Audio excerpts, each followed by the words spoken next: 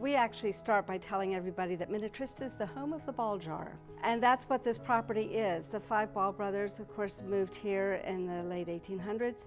And when they decided to start building their homes, they decided they all wanted to stay together. And where we're standing was a home that was called Minnetrista. And it actually became the name of the entire estate property for the entire family. And it means gathering place by the water.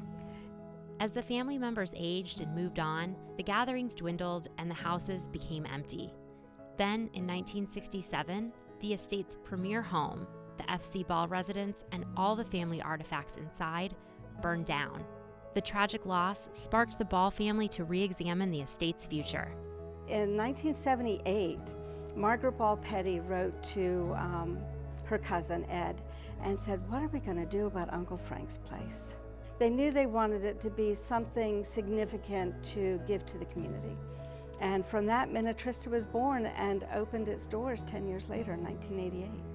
In addition to the historic properties along the boulevard, the Minnetrista estate features 40 acres of gardens, walking trails, and bike paths, open and free to the public to enjoy. Minnetrista holds countless special events, including free concerts and stage performances on the lawn, as well as annual events, such as their fairies, sprites, and lights program.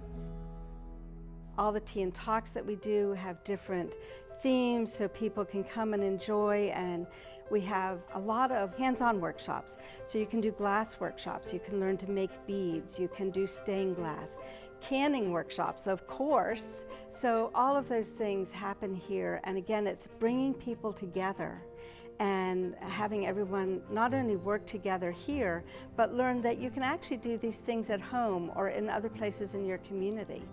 The Ball legacy is not only here at Minnetrista, of course. It was felt throughout the state, really. And many people are aware on the surface, but don't know where it came from. So we get to bring that story to them, and we get to collect their stories and share those stories throughout the region.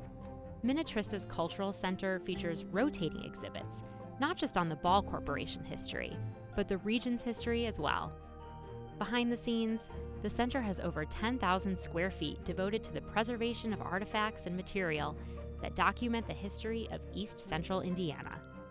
It is a lot of work, a lot of great fun though. 25,000 artifacts, so three-dimensional, everything from about 1,000 ball jars. We have a lot of material about events in Muncie history, about people, and not necessarily famous people. We don't. We want to document the everyday life too. So cataloging everything. We want the background on everything, the story it tells.